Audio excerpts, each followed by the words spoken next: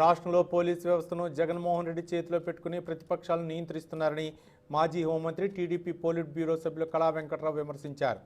మాజీ ముఖ్యమంత్రి చంద్రబాబు అనపర్తి పర్యటన, గన్నవరం టీడీపీ కార్యాలయంలో జరిగిన విధ్వంసంపై పోలీసులు విమర్శలు ఎదుర్కోవాల్సి వస్తుందన్నారు. పోలీసులకు వారి విధుల్లో చేరినప్పుడు నిర్దిష్టమైన అంశాలు రూపొందించబడతాయని చెప్పారు.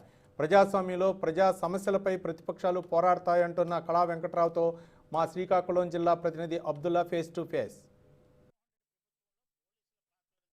ప్రజల్లో తీవ్రంగా చర్చనీయాంశం అవుతుంది. దీనికి సంబంధించినంత వరకు మొన్న నిన్న గన్నవరంలో జరిగిన సంఘటన అవ్వచ్చు, ఇంతకుముందు 2 రోజుల క్రితం మాజీ ముఖ్యమంత్రి చంద్రబాబు నాయుడు పర్యటించిన అనపర్తిలో జరిగిన సంఘటన అవ్వచ్చు. ఈ పోలీసుల నియంత్రణ అయితే ఈరోజు చర్చనీయాంశంగా మారింది. దీనికి సంబంధించినంత వరకు మనతో మాజీ హోమ్ మినిస్టర్ కళా వెంకట్రావు గారు మనతో ఉన్నారు. ఆయన అభిప్రాయం అడిగి తెలుసుకుందాం.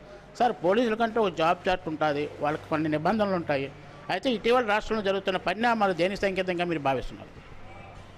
పోలీసులు నిందించే కన్నా లా అండ్ ఆర్డర్ దగ్గర పెట్టుకున్నటువంటి ఈ రాష్ట్ర అధినేత ముఖ్యమంత్రి చట్టాన్ని తన చేతిలోకి తీసుకొని కొంతమంది తనకి ఇష్టపడినటువంటి పోలీసులకి పోస్టులు ఇచ్చి చేస్తుండేటటువంటి కార్యక్రమాన్ని ఇక్కడ మనం గమనించాలి. అందుకోసం పోలీసులు అందరూ చెడ్డవారని మనం చెప్పం.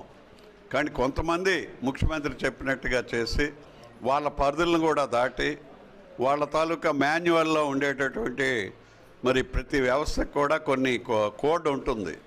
నిన్న గన్నవరంలో జరిగిన సంఘటన, తెలుగుదేశం పార్టీ కార్యాలయంలో కొంతమంది రౌడీ మోకలు వెళ్ళి విధ్వంసం సృష్టించే సందర్భం, అలాగే కొంతమంది కిడ్నాప్ అయ్యారని తెలుగుదేశం పార్టీ వాళ్ళు కూడా ఆరోపించే సందర్భాలు కూడా ఉన్నాయి. దీనిపై మీరు ఎలా వ్యాఖ్యానిస్తారు? అదే నేను ఇప్పుడు చెప్పాను ప్రెస్ కాన్ఫరెన్స్లో.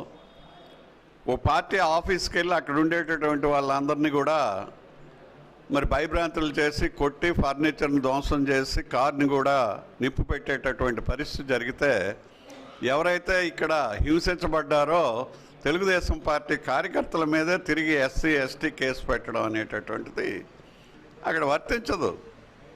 ఎన్నిసార్లు కోర్టుకు వెళ్ళి వీళ్ళు పెట్టి అరెస్ట్ చేసి ఈ సెక్షన్లో వేస్తే ఇవి వర్తించవు. అక్కడ జరిగినటువంటి సంఘటన కానీ కోర్టు ఎన్నిసార్లు మొట్టికాయలు పెట్టినా మరి సిగ్గు లేకుండా అవే కార్యక్రమాలు చేస్తూ అక్కడ తీసుకువెళ్ళమని ప్రభుత్వం చెప్పడం.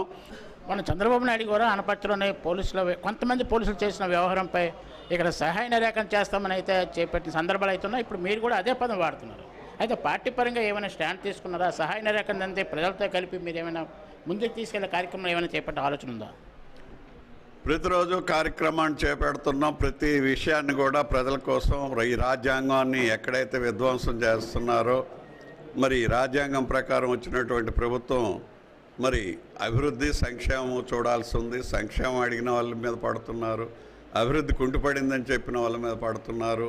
వీటన్నిటినీ గమనిస్తూ ప్రజల ద్వారా ప్రజలతో మమేకమై ప్రజలను సమాయత్తం చేసి సహాయ నిరాకరణ అనేటటువంటిది అన్ని విధాలుగా తీసుకురావాలనేది మా ప్రయత్నం.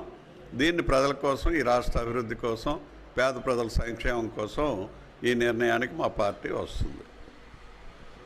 మాజీ హోమ్ మినిస్టర్, తర్వాత TDP పాలిట్ bureau member Kala Venkatrao గారి తాలూకు అభిప్రాయము ప్రజలను సమీకరించి ప్రజా సంక్షేమానికి అయితే పాటుపడతామని అయితే తెలియజేస్తున్నారు.